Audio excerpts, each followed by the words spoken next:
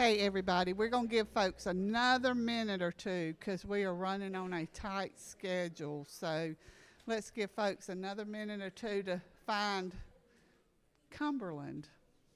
So.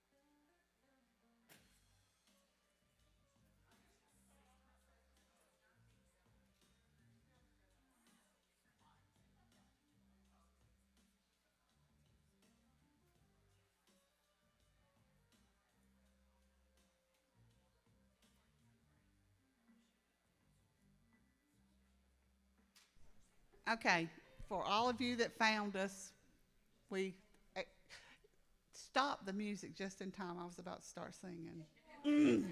Saved by the genius sound man in the back. Um, we have a large session today, so I am thrilled that you are all here. My name is Jill McCrary. I'm the Gainwell Provider Relations Rep for Territory 8, which is Albany, Macon, all the way to Dublin, and all those one-like towns in the middle. And trust me, there are some. Um, we've got some great representation today to help with the autism presentation. We've got Christina Nicholas and Melanie Wilson. And we're going to kind of do this in an odd way, but I'm introducing, and then when we start the presentation, Melanie's going to start, and then Christina's going to do a little bit. Then we're going to let Melanie go back to her area of expertise. And then, of course, denials, which is a Gainwell thing. Once you get your claim submitted, I'm going to take over and help with explain those. I will ask if you have questions to please hold them till the end. Normally, I can handle interruptions, but this is a very large crowd. So we will definitely get to your questions. If we can't, you've got a survey, a little piece of paper. You can always, if you're shy, you can write your question on your survey and give us an email address or phone number. I will say if you give us a phone number, answer the phone when we call. I fuss at my providers because they will give me a phone number, and then I try to call, miss. It's, and in the world of modern technology, emails are just my favoriteest thing in the whole world. So, with that, I'm going to hand it off to Melanie and let her get started. Um,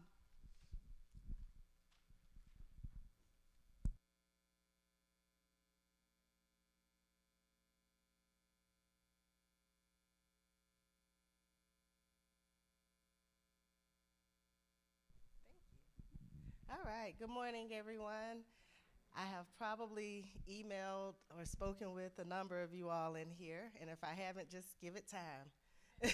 So, this morning we're going to talk about autism services. We have a little agenda here. I'm going to talk about our scope of services, agency updates, and submitting prior authorizations. And I'll also talk about transition planning for members who are reaching 21. And Christina with Alliant will discuss authorization challenges and upcoming changes, as well as autism services in the school setting. So this is DCH's purpose. We're here to help the members of Georgia. And so let's get into the scope of services. So there's 3 agencies that were basically tapped to assist with members in Georgia with autism spectrum disorder. DPH houses our early intervention and identification services under Babies Can't Wait. Then, of course, you have us, DCH. We actually provide the ABA services and any other services that are not specific to autism but can help an autistic member. And then we have DBHDD, who oversees the crisis support services and also is the agency that will take over members once they turn 21.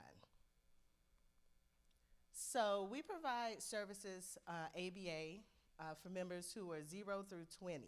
Once they turn 21, they do have to transition out, which we'll talk about later. So under the state plan, these services are adaptive behavior services, also known as ABS, and under these services, we provide ABA. So I tell all of the providers who I speak to for the first time, please read the manuals. There's a part 1, the Peach Care manual, that is the Peach Care Medicaid manual, which has basically all of the Medicaid rules, and then the part 2 manuals, which are specific to each category of service. So autism does have one. It is updated every quarter.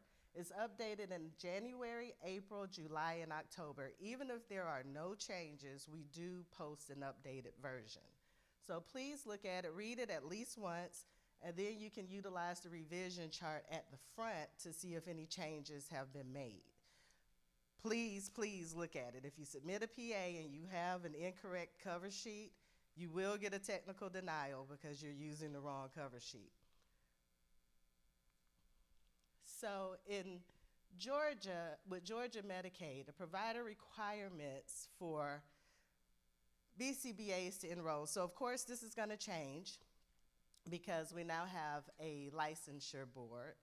But for right now, all providers have to be within 50 miles of the border or within Georgia.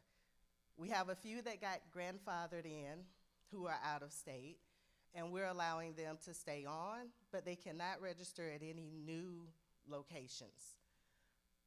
So just make sure the licensure board has extended their application deadline to April 1st, 2026.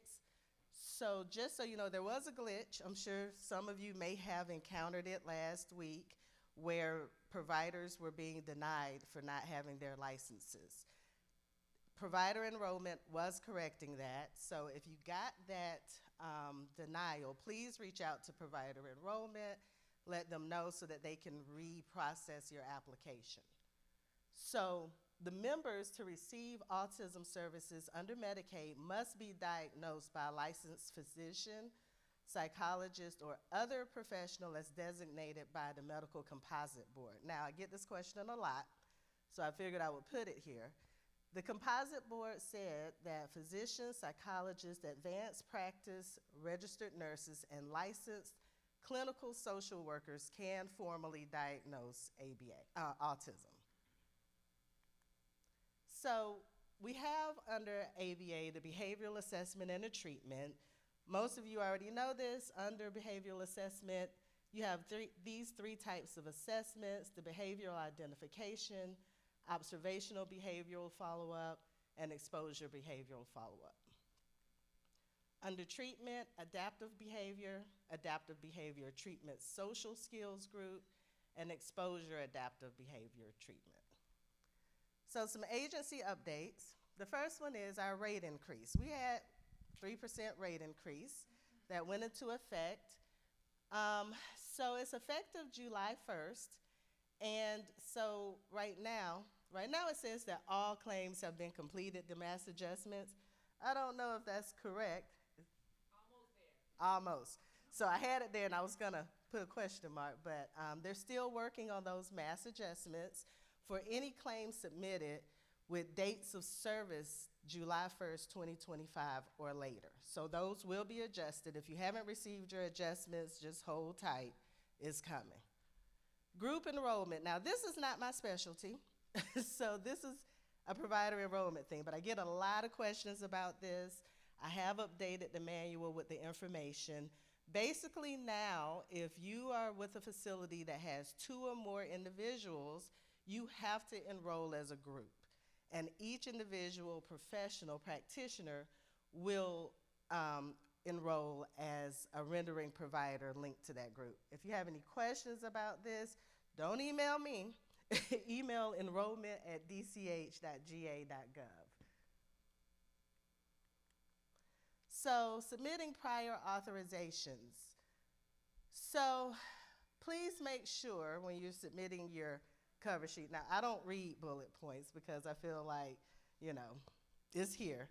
But I'll go through each section. Please make sure the signatures do conform with our signature requirements.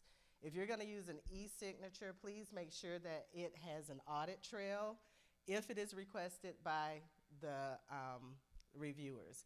Sometimes they ask, sometimes they won't. I get providers who email me all the time, hey, this isn't fair. I've been using this signature for months. No one has said anything. We are able to audit at any time and ask for that audit trail. So make sure that you're using the correct type for your service, and it's AU, and that you're using code 445. I get people who call me and say their claim is denied because they're using a different code. It's 445, in case you didn't know. And you may only use ABA procedure codes. They are in Appendix A. So right now in this moment, you have to submit one PA for assessment codes and one PA for treatment codes. Christina will talk about later on a change that we're going to make to that coming up to make it a little bit easier for providers and to try to trim down the turnaround time for the prior authorizations. So, behavioral assessments must be completed and dated no more than 2 months prior to the date of the treatment PA. So they will be denied if they're older than 2 months old. So the graph and grids are required and must meet policy. We did update the cover sheet for those who may not know. It has a lot of guidelines on it to help out when you're doing this. So you can also set your effective date on your prior authorization for up to 30 days earlier than the submission date. DCH does not, by rule, backdate or make retro PAs unless it's an extenuating circumstance, and you can email me with your supporting documents. We can talk about it, and sometimes it's approved, sometimes it's not. Please do not start services without an approved PA and then later find out that you weren't able to get that PA for that start date, and now you're 2 months worth of services that you're not going to get paid for. That is not an extenuating circumstance, and the request for a retro will be denied. Requests may be submitted up to 90 days prior to the PA start date. We get that the turnaround time is long right now, and to prevent members from having to lose services or pause services, we do allow you to submit your PA's 90-day start, but please set your effective dates in line with policy. If you're doing an assessment PA, please do not set that date earlier, more than 2 months before the start of what the treatment PA's start date will be. So this, I'm trying to stress this to everyone. If your client leaves your service and they have a PA that's still active, please go ahead and either end date or withdraw that PA. Just go ahead and submit the contact us request and say, hey, this member is no longer receiving services from us as of this date. This way, that member doesn't have to hold up and when they're trying to get services somewhere else. I don't have to track you down. A lion isn't trying to track you down, and you're not having to stop what you do to either withdraw or end date that PA. So, again, all PAs for all Medicaid members must be approved prior to rendering services. There is no guarantee of payment without an approved PA. In addition, Katie Beckett makes their effective dates retro. PAs are not made retro because of Katie Beckett. Those retro dates are good for services that do not require a PA. You can set the start date for up to 30 days prior to the submission date. If your member is terminated and later receives reinstatement with a retroactive date, you cannot get a retro PA. So they have to be effective on the date that services are rendered. So if you have, because let me make sure, do a side note. I've had situations where it's a CMO member, they are switched to fee for service, but the CMO has not updated their system for whatever reason. Please make sure you're screenshotting, printing, whatever your verifications that you're supposed to do for every service, dates, but I know that that's a lot to ask. I have a lot of providers that do the beginning of the month and the middle of the month. Keep those, because if that comes up and you send me that and it shows that the system did show that the member was active with the CMO instead of fee for service, then we can talk about that retro PA. That is one of those situations that is not a provider issue. That is a DCH issue. So of course, most of us know these are the procedure codes. The max daily units, please know that our system is configured to pay up to those max daily units. If you submit 40 units of 97151, you will be paid for 32. There is no, we're gonna pay, and then if it gets caught in audit, you can talk about it later. You're gonna be paid for the max. So with prior authorization, just some tips. 20 megabytes is the limit for submitting documentation. You can compress, you can break up the files, whatever you need to do, but if it's over that amount, it won't go through. You also need to use the reconsideration link and not contact us to submit your reconsideration request. Please allow up to 45 days at this time for decisions to be rendered for PAs that are requested. So, let me say this, because this part talks about reconsideration can take up to an additional 10 calendar days. That is included in that 45-day turnaround time. Contractually, our vendor is allowed 30 days to render a decision. That decision can be referring to a peer, which can take another 10 days. And of course, these are humans. We have a lot of autistic children in Georgia, which is where the extra 5 days come, so that you're not inundating emails or worry if the 41st day comes and you don't have your decision yet. Again, manuals are updated. Please make sure that you review, and if you're treating children from age 6 to 16, there has to be school information. So I'm gonna give the mic now to Christina with Alliant, and she will talk about authorization challenges and upcoming changes.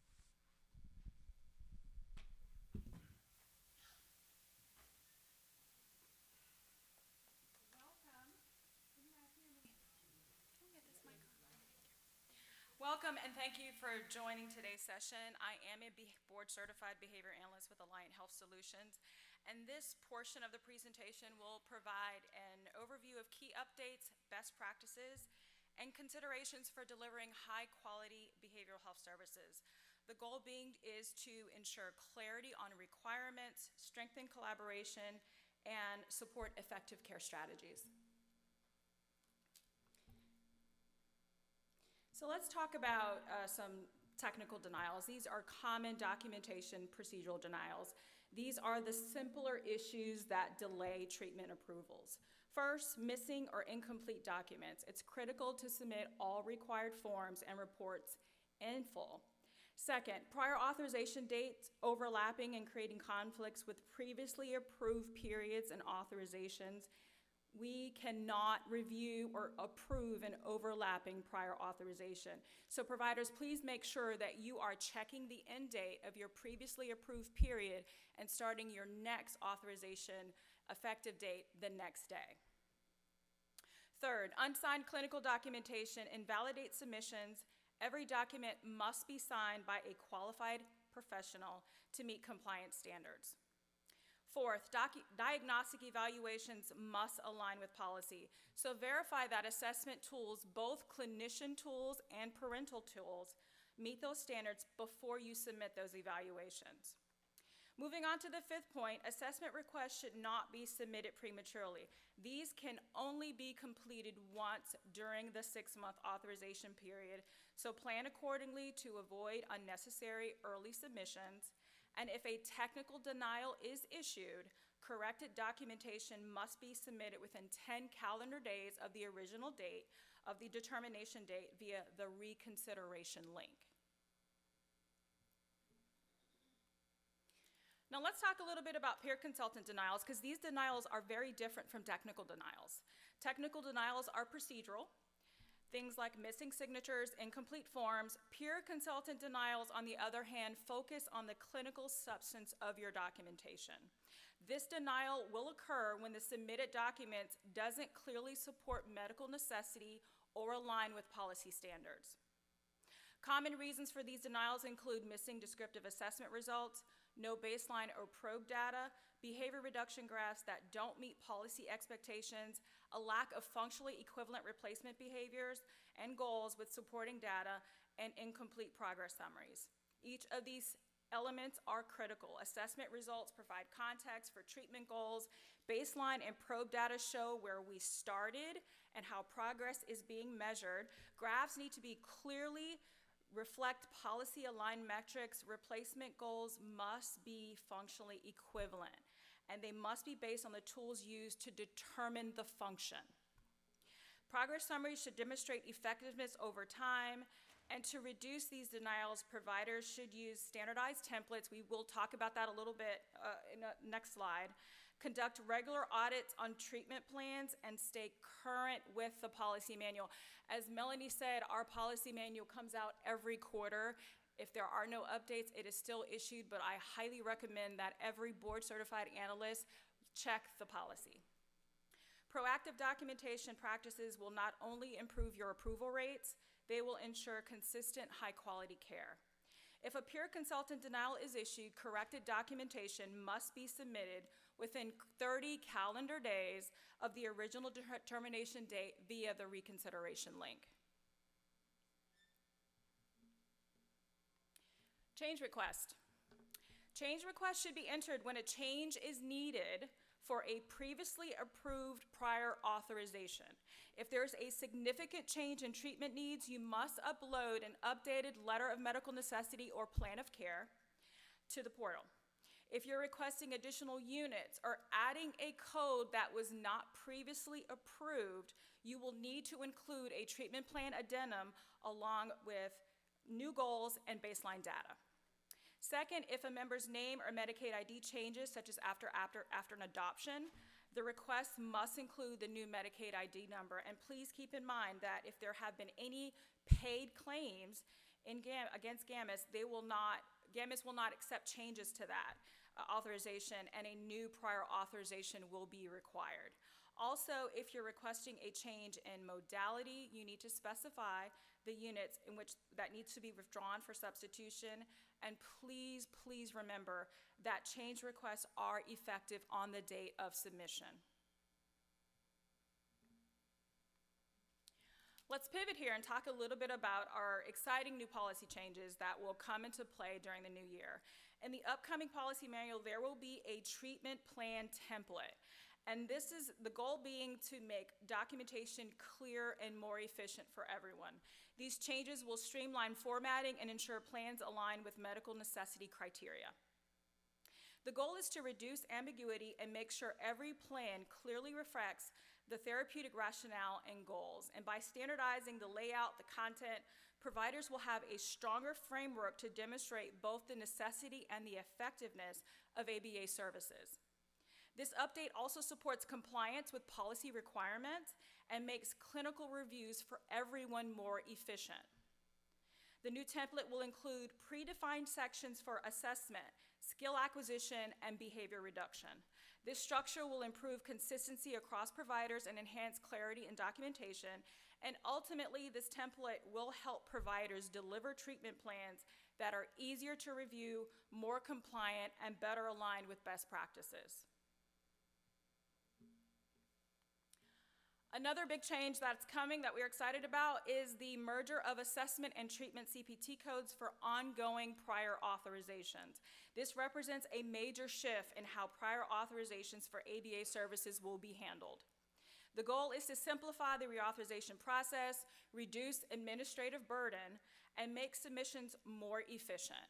So by consolidating related codes, providers can submit requests that are more cohesive and better reflect continuity of care.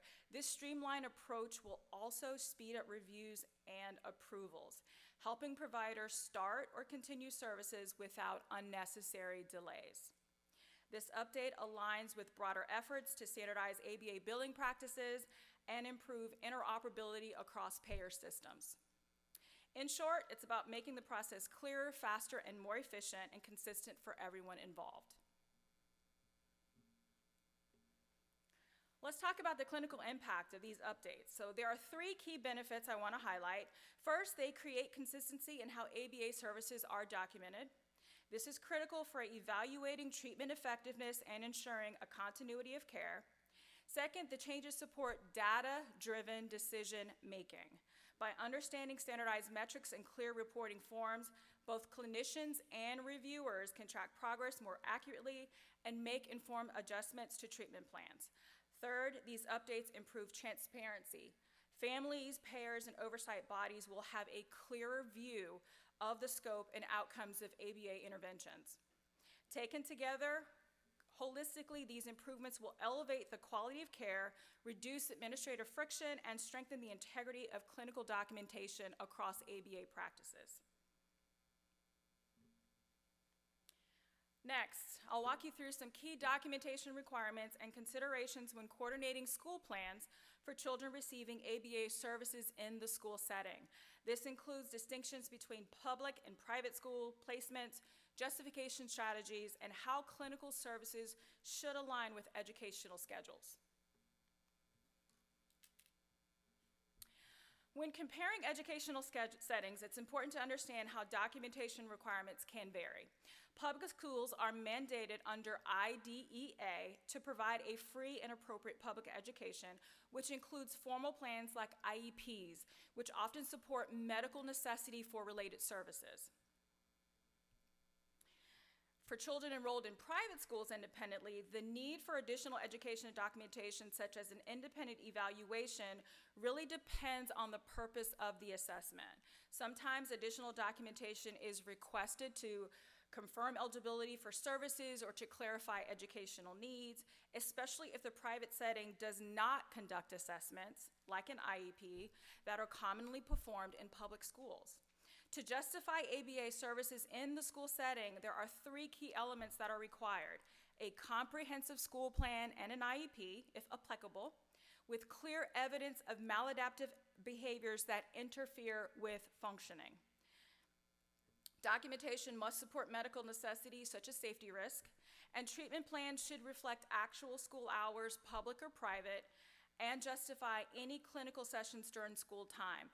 If school attendance is limited, include a titration plan to gradually increase that participation and contact with that IEP support services. Coupled with this, treatment plans must also account for scheduled school breaks and holidays. And this means that adjusting service schedules and ensuring, again, continuity of care is essential to maintain progress during those non-school days. A strong school plan must include several critical components to meet medical necessity standards. Let me walk you through them step by step. First, target behaviors need to be clearly defined and operationally described. Include measurable data such as frequency, intensity, and duration to ensure clarity and consistency when tracking progress. Second, document behavior patterns. Note specific days and times when behaviors are most severe. This helps us tailor interventions to the child's unique needs. Third, treatment goals should focus on reducing problem behaviors and teaching functionally equivalent replacement behaviors. Fourth, a titration timeline. This should detail the criteria, the schedule for gradually fading out school-based services. Fifth, use line graphs with baseline data and phase change indicators to show intervention effectiveness. And please, visual data is critical. That data is needed for demonstrating progress or lack thereof, and if interventions are not effectively reducing problem behaviors, procedural modifications must be detailed and identified. 6, include the most recent IEP, IFSP, or 504 plan. This will ensure that clinical services align with behavioral needs. 7th, the plan should integrate services across both the home and the clinic setting, unless there is a clear clinical justification for school-only services, which needs to be detailed in that treatment plan. 8th, encourage school personnel training in collaboration with parents. Make sure school-specific goals are included to support this training component. And finally, treatment plans must account for scheduled school breaks and holidays.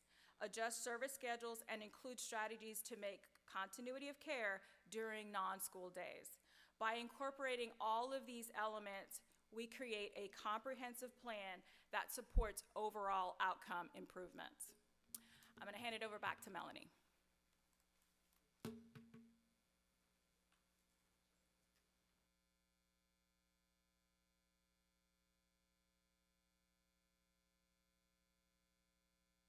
So as I said before, is this working? We only provide services at DCH for members up to through age 20. When they turn 21, they have to transition out. So that transition occurs under DBHDD, and it utilizes the new options waiver and the comprehensive support waiver. So the individual must be diagnosed prior to age 22 and must meet level of care criteria. So now offers supports for those individuals who will remain in the community, at home, or living on their own, and COMP will allow those others who have more severe needs to kind of have residential, if it's a group home or something like that. So under these waivers, ABA is not offered. So when you're taking older children in, please note that once they reach 21, they are no longer able to receive ABA. So please make sure that your plan of care and your treatment goals include how you're going to transition them out. There are a number of services offered under the waiver: community access services, employment services, living support, community residential alternative services, respite care, crisis services, and behavior support services. Now, the behavior support services, let me be clear, those are not people that it's not AKA ABA. It is clearly like training for the families to be able to deal with their loved one. So the application for Now Comp, I feel a little hypocritical saying this because I haven't started for my daughter, but it should be completed as early as possible. As soon as they get the diagnosis, it is a lengthy process. It does require assessments by DBHDD, and they are generally placed on a waiting list, and they do not receive these waivers until they become an adult in most cases. There are rare cases where we have members who are on Now Comp and still able to receive state plan services through DCH. This only happens if the caregiver is no longer able to provide services. If that member is 18 and their caregiver just can't do it, we can put them on a waiver and put them in a group home setting if they qualify. But they can also get these waivers if they need services that are not available through the state plan but are available through waivers. So if you have a member and you know that they're 18, 19, and the family is struggling really, really bad, this is a really violent individual, and the mom or whatever is going on, they just can't do it, they're at their breaking point, reach out. Let us get you in contact with someone at DBHDD. We do have the Now Comp policy team at DCH, but DBHDD does administer the program. So I'm going to give it to Jill, who's going to talk about claims denials.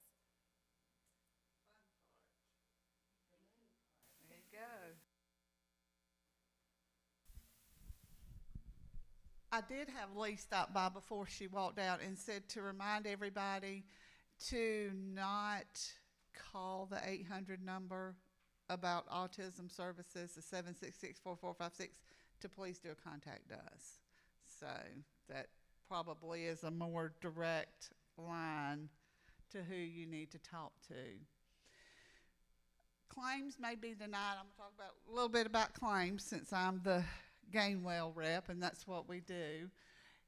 If the member has become ineligible for services and is no longer covered by a health plan, services are not billed with the correct CPT code identified in the prior authorization, please remember that you have access to your PA and you can look and see what services your provider number has been approved for, and the units and the dollars. A lot of information is out there on your PA. Additional services requiring prior authorization but not included in the initial request were submitted on the claim. You're going to get a denial. And of course, the provider has exhausted the units. The 5265, which is autism service duplicate, undoubtedly we have received that claim already. If you're billing for multiple days, check your days to see if you haven't already billed, but you will get a duplicate denial if we've already processed that CPT code for a provider. You'll get a duplicate. Member covered by private insurance, of course, you know, sometimes you have other coverage, sometimes you don't. If you're dealing with a member saying that, in our system is saying they have other coverage, but you have spoken with the parents or whatever and they don't, you can upload a DMA 410 and we will revisit the claim per that DMA 410. Let me just say the DMA 410 will not terminate the other coverage. It will have to be on a per claim basis until that is actually updated by a family member or other person. But it will be acknowledged per claim and let that claim be processed. Modifier restriction triggered when the claim modifier does not meet the procedure billing rule modifier configuration in GAMUS. Of course, you can always do a procedure code search to see what modifiers we allow for a certain procedure code. And it also could be that you've billed a code and on your PA there is a modifier, but you didn't bill the modifier. So that needs to be checked also. 3011, date of service not within PA pre-cert effective dates. That's kind of a common denial. So if you're billing with an old PA, go and check our system and make sure that there is a new PA there. And if not, then request it from whoever does those for you. 3052, PA units exhausted, quite common.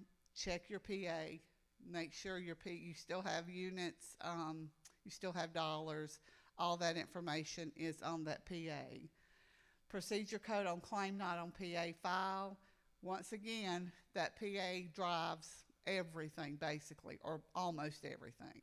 You need to make sure that anything you're billing for is on that PA. Any modifier is on that PA. And you can, of course, it should be back and forth. It should be no issue if it's on that PA. Just check, please check your PA. Timely filing. Now, you know, we do have 6 months for timely filing. Claims adjustment, 3 months from the month of payment. Resubmission, 3 months from the month of denial. Crossovers, 12 months, and secondary TPL, 12 months. So please make sure that you are billing and also working your RA so that if you see a denial, you can go in and you can always, even if you use a clearinghouse, always go into our system and fix a denial and get it done, taken care of off the list. So work those RA denials. If you get ERAs, a lot of times there's a lot of information that is not transferred over from our regular RA to an ERA. It's like they only give you 3 or 4 edit or audits, and there are more. Sometimes you will really need to go and look at our system to dig down to see what the accurate denial is. And once you get in our system and look up that ICN number, you can fix it right away.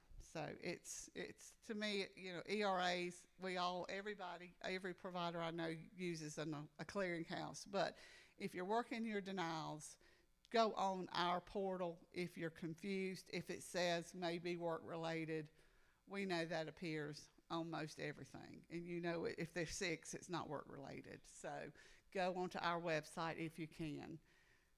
How to get help? Of course, GAMAs. We talked a little in the opening session. I might have gotten a little confused about Care Connect. It is coming down the road, but it'll be a one-point access. Nothing's going to change with GAMAs right now. Now, I never say never because I may lose 100 pounds. So I'll never lose 100 pounds, but I'm never going to say never.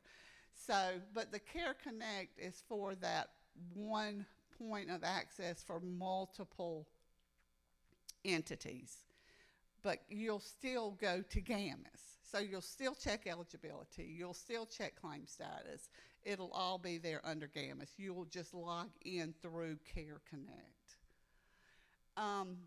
As I said earlier, autism, Lee said don't call the 800 number, but if you do call, these are your options. If you need to call the 800 number, of course, it's available 24/7. Contact us is the easiest way, in my opinion, to get your provider rep. If you need us, do a contact us. If you can please log in under your provider number and be there when you do the contact us, it will get straight to us. If you need a provider rep, request a visit, that will come straight to us. If you have a claims issue, you can indicate that on the contact us, give us your email address, and we will get back with you. We have 72 business hours by contract. Surely, normally now, it doesn't take that long. And we will answer your questions. If you want us to call you, like I said earlier, put a phone number, just answer the phone. It's so funny. We've gotten so away from phones now, and we'll look on our phone and say, oh, I don't recognize that. No, I am the most guilty. So emails are wonderful. We will definitely call you back if you leave us a phone number. And at this point, I will turn it over for questions. And if you'll raise your hand, Caitlin will walk around with the mic. Hi, I'm Kaylin. Any questions? Oh, and you know what? Will you please tell them that the presentation is on the web portal for reference? Okay, so this will be online under provider notices. You'll be able to find this and research it, reach out if you got questions after you review it, okay?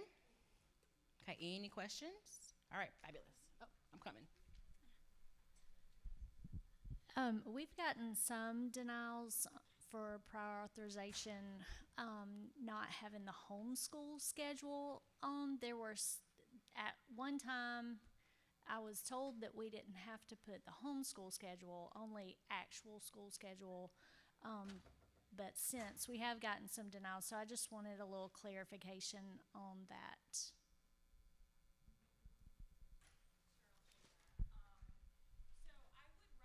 Can you guys hear me? Okay. I would recommend putting the homeschool schedule on there. It just helps our nurse that starts the initial review to make sure that we have a clear picture of what's going on in the home. As you all know, that Georgia education law requires children to either be in a public school, private school, homeschooled. I would just recommend that you put that schedule on there. And we have accepted where, if you say, after ABA or something like that, just so that we know that there's no overlapping service schedule there. I guess I have two questions. One is the template. Is that going to be like a type in our care plans into the system, or is it going to be something that we just generate on our side? Okay, so that's a great question. It's not going to be something that you can just type in and just enter in right away. It's something that you'll have to download onto your business computer or whatever computer you're using, and then input that information in that format. I think you guys will really enjoy that template. It's going to help out a lot. It's going to give you some really clear information on exactly what's required clinically, and it will also help the clinical reviewers as well. Okay. We usually don't have issues, but I hear a lot of people that do. Yes. The other thing was the school services. So I work with several school districts who are constantly going back and forth between them providing the funding for the kids' services or going through the child's insurance. And that's a big always conversation about, we'll bill it through the kids' insurance and we'll let you in, or we're going to put it on the IEP and we have to pay for it. From their perspective, they always like going through insurance. Of course. So I was just wanting some clarification on that with the school, what you described. Okay, so if I heard you correctly, you're asking. sorry. I'm sorry. Can you repeat the question for me? Yeah, so I guess just better clarification on, I guess I don't know what I'm asking, is with the school plan, that goes through insurance, the child's insurance, and pays for the services. The school has to then allow us in, because that's usually a big conflict as well, is that schools won't let outside providers in. Yeah, so if the child is clearly struggling, what do I tell the schools? Like, hey, we're going to go through the insurance, or we're going to go through you and you have to pay for it? Okay, so I think I have a better understanding of your question. If the school is not allowing you in, I would encourage you to have the parents, schedule an IEP meeting and attend that IEP meeting with the parents. There is now an allowance in the manual for 97156 where you can actually, call a meeting, have the parent at the school. There is an option for that parent to be virtually there as long as they are either virtually or in present at the school setting in order to conduct some training of school professionals, paras, and I think this is awesome for Georgia Medicaid because it allows the parents to stay involved in what's going on in the school while still allowing providers to train school personnel. Okay, before she asks her next question, I see some of you sneaking out, and that's fine. Please be sure you are filling out that yellow form. We review those as feedback for our next sessions for next time. So please review that and try to fill it out to help us, okay? Thank you. So with the 5-6 and going to the IEP meetings, that's going to be new, or that's already in place? That is actually in the manual currently. So how do we request those additional hours? Do we say this is allocated for school personnel? Absolutely. So on the treatment plan, what you would do is you would put 97156, you would have your parent training goals, and you would specify that those goals are specific pertaining to the home setting. And then you would have 5-6, the treatment plan, on the treatment plan, and then say school-based 97156 goals, and then you would create goals that ensures that the goal speaks to the fact that you're training school professionals in the presence of the parent at the school setting. Okay, interesting, great, thank you.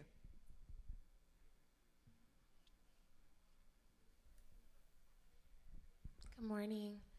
I am a GAP provider, and I'm wondering, is there any intersection between what was presented here today and the fairly new portion of GAP that is behavioral focused on children with autism? Because it's not very well fleshed out, and this is extremely detailed. Yeah, behavior support services does fall under my purview. So the question is the overlap, is that what you're saying, between Yes. ABA? Like, can I use this information when I am serving my clients, but as a GAP provider, not one under ASD? I don't believe, Melanie probably could speak to that, but I don't believe that you can do that. Okay. I mean, maybe not the forms, et cetera, but like how to, make sure that we're getting approved or not denied, like, in the way that our paperwork looks. I mean, obviously we have different Awesome. Have you I seen her? haven't seen her yet. No. She's around the corner. Okay. At the end of the hall, just make a left. Okay. And they are completely different. It's not just for autism, the behavioral aids. So if you have a member that you're seeing that has autism, and Yeah. maybe they have a brother who has, I don't know, ADHD that is struggling and needs an aid for assistance, you can refer that mom to GAP for that BA. So it's not just for autism. Right. No, I Oh, understand. yeah, Like, but no, they don't intersect. You have to follow the GAP. okay, which is 2 pages long, is what I'm saying. Yeah. And so Yeah. it's just very interesting to me that this is so well fleshed out, so well, the policies and procedures are clear. And I then am working with, is Michael here? Michael's not here, is he? Okay, I am working with Michael. Michael is the Director of Behavioral Services. This is under GAP, but it is a behavioral health service, so it gets a little confusing. yeah. And the assessments that are required right now are kind of the assessments that BCBAs perform. Right. So it does get a little convoluted. Let me help. Hey, I'm Ryan Dowd. I'm the Deputy Executive Director of Medicaid. Okay. It's important to remember behavioral supports is one code for one service that helps with skill building and activities of daily living. It is much different than a therapy benefit package, Okay. which has multiple codes in the family, and it's just a whole different thing. So GAP is actually a skilled nursing service. Right. And behavioral supports being, just like personal support services that were added to that benefit. Okay. That's why there's a differential in the two. They're vastly different, Okay. right? So we're trying to change how the behavioral support services are authorized. We get a lot of concerns about the number of hours, what do we have to do. So if you have suggestions for how that can be improved, you would want to go down to see Sherry Collins. Okay. Dr. Collins is here all day just partly for this purpose, and give her your suggestions. Okay. Thank you, Brian. All right, any more questions? Oh, got one right here. Just quick, thank you so much for this information. Very helpful today. Going back to the treatment plan templates, two-parter question, are those going to be required for all providers? And will that just be straight Medicaid or all the CMOs as well? So they're not required. They're being issued to help the process, right? We get a lot of contact us asking us about policy questions, and the creation of the template was specific to address those issues. If you do not submit the template, we will not issue technical denials. However, policy will still remain. If what you submit doesn't meet policy, it'll be the same procedures. If everything that you need is on that treatment plan, it's fine. It does not include CMOs. Good morning. I'm not sure if this is going to be a Medicaid specific question, but I guess kind of provider guidance.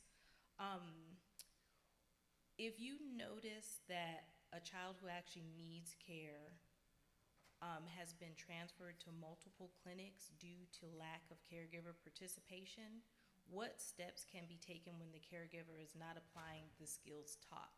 Do you just traditionally keep discharging them, even though we know that the child needs the services and they're going to multiple clinics being discharged for the same thing?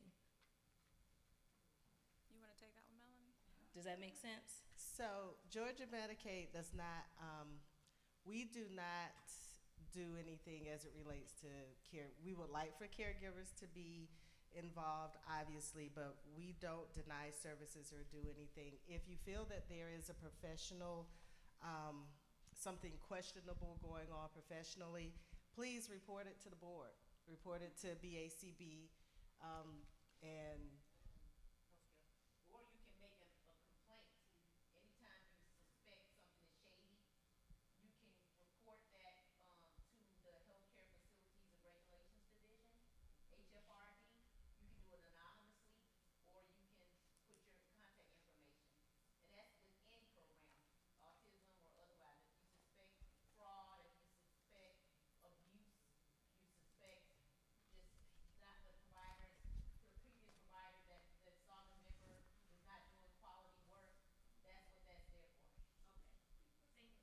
also OIG. Can I just follow up? Was that more saying like the parents are not bringing the kids to services? A little bit of both. So, like the like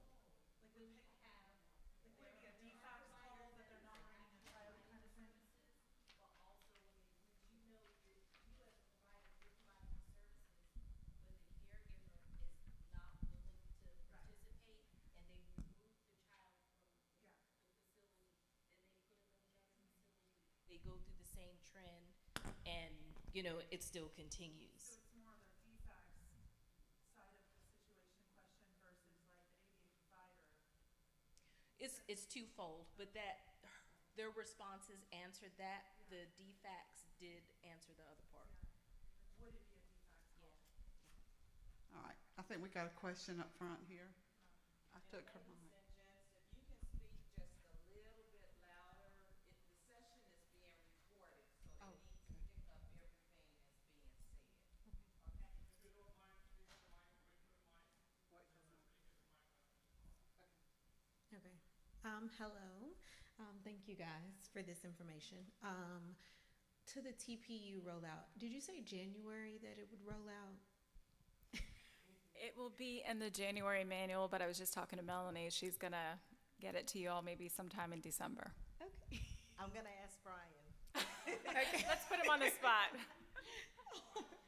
Okay. I'm sorry. Also with that, you said it would be a download. So with us having to upload graphs and all those different types of things, are those something that we would just merge into the file?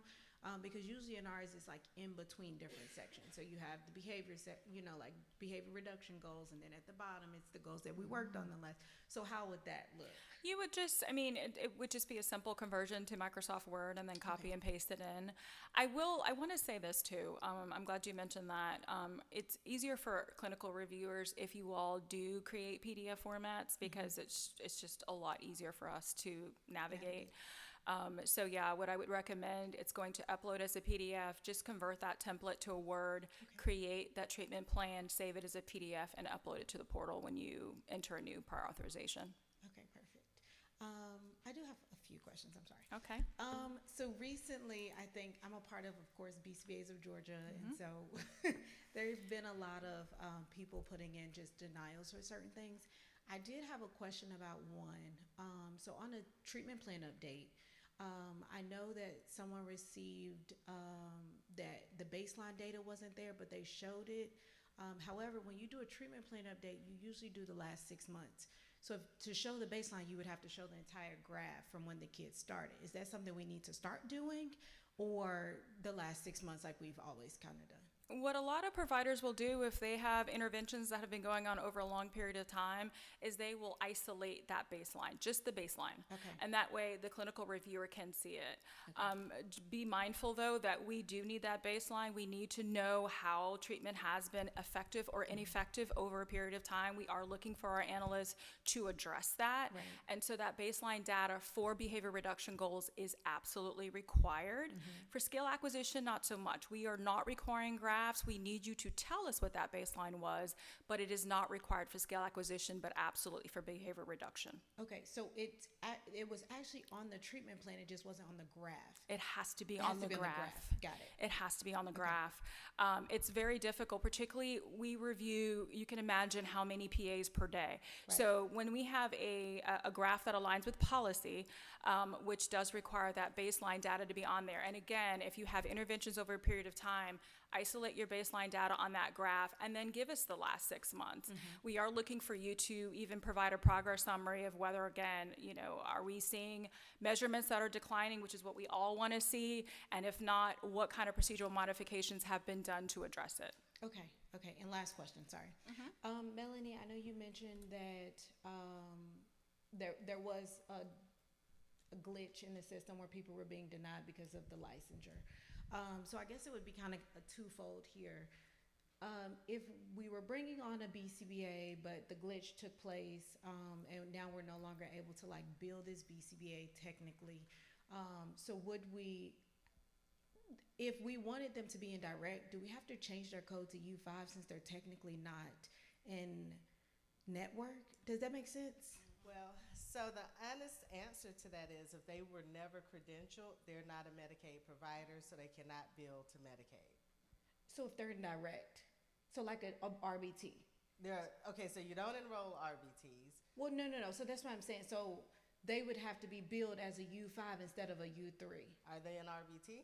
No, they're a BCBA, so No, they you- just can't do direct at all. You can't do it. You can't do any Okay. services and bill back to Medicaid. Okay. Yeah. Okay. Any other questions? All right. I have a quick question that probably is more of the desk, but when we're doing a authorization online and we get a denial for whatever reason, we submit the appeal. Appeal comes back and says, "Hey, this is what we would like to have." You guys are very generous in those responses. I appreciate that. However, by the time we do corrections, sometimes even if it's just a few days, or we've having to go on through 2 or 3 appeals. Sometimes we can't appeal anymore nor submit the documentation requested because GAMUS literally has the section has disappeared again. A lot of times we're having to go through contact us or resubmit the authorization. Is there a timeline, or is there something we can do during that time? Because if they've just asked us the day before, but then the next day it's disappeared, what are we supposed to do? So in Appendix E, there is, if it's a peer denial, you get your first peer denial, you can do a reconsideration. If you get a second peer denial, you do have to do a completely new PA.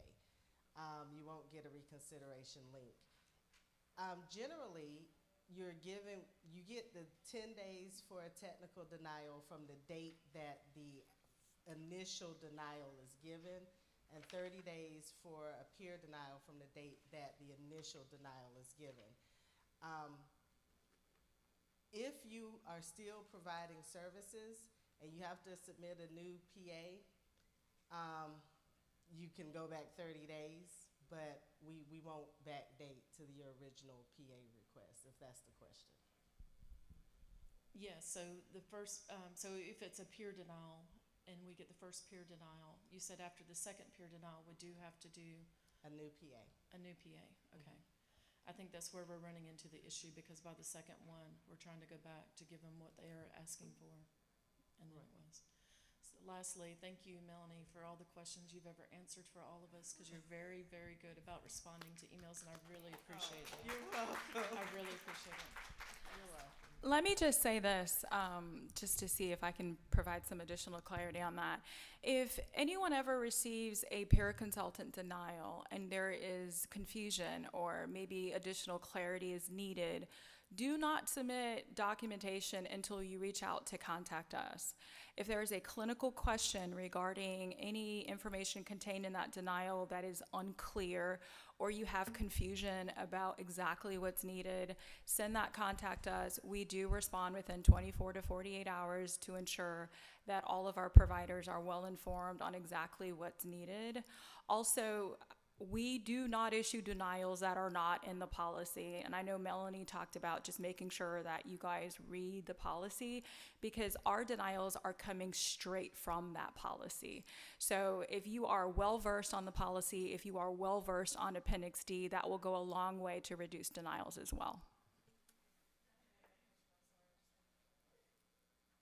I know there was some changes with the policy about some of the testing that DCH decided to not approve anymore, that when the child was diagnosed, and it happened to cross over that quarterly time of the decision, and we had some authorizations that denied because of the testing for the parent. Not only, sometimes it was the parent, but it was also the actual diagnostic tools that the psychologists had done. Is there anything we can do on that other than sending the parent back to the psychologist to get a different, which takes forever? So when we have an evaluation where the child has already had ongoing services, we do give a 6 months grace period. Particularly if the assessment tools are not aligned with policy, we will give a 6 months for ongoing. There's the caveat. If you are new to Medicaid, we will not approve services until that evaluation is in complete compliance. Okay, so just keep that in mind. And whenever you have families that are coming to you that are, these are families that are, this is the first time they have a child that's just been newly diagnosed, I would highly suggest that you let them know that these tools that are being used, most of our psychologists are well versed, they know exactly what's needed, but there may be some that do not understand and know that these are the tools that are required in order to get services started. And let me add to that we changed that policy back in 2021, I believe, but we did have one provider who was doing diagnostic evaluations using, CARS, OBS, and something else, and we don't allow those. So we were allowing flexibilities with those also for members getting ongoing services.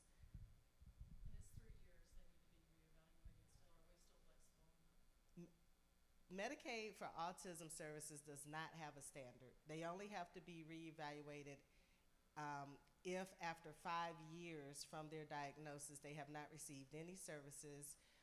If it's provisional diagnosis, the list is in the manual. There's a couple of reasons why. That is a Katie Beckett requirement for the reevaluation, but not to receive AESD services. Okay, so we have gone 6 minutes over our time, so we are going to end questions. If you continue to have questions or concerns, you can reach out to Melanie directly or reach out to your provider field reps. We are always happy to help. Thank you for coming to Autism Services. Have a good one.